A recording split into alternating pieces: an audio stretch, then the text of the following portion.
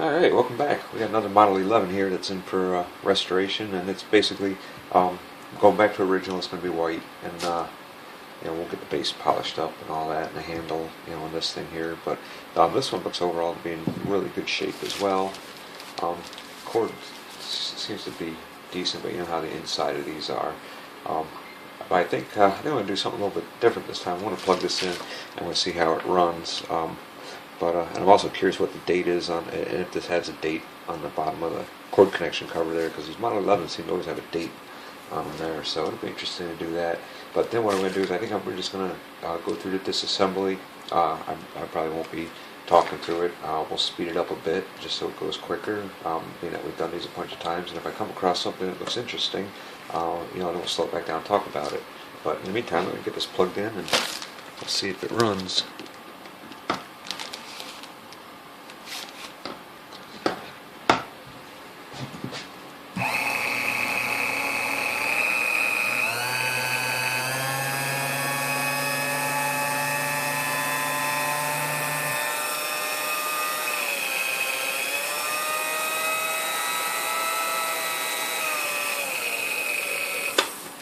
Alright, well it runs, but it doesn't have a lot of range in the speed control, so that's something we'll have to work on for sure. But anyways, let's get started on the teardown here.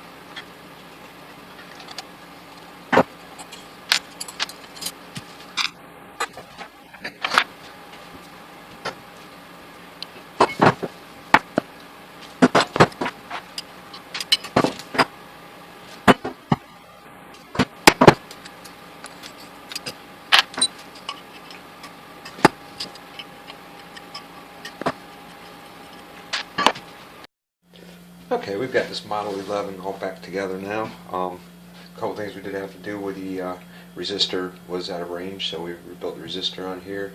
We replaced the brushes in there because the brushes were, if you recall, pretty low. And this gear here that had snapped the set screw in it that we drilled out, I just replaced the gear with another one I pulled out of a parts machine with another set screw. That way I didn't have to worry about trying to tap threads into this. So anyways, it's back together now, and it came with no turntable. He's got the turntable there. So let's go ahead and fire this thing up and give her a listen to.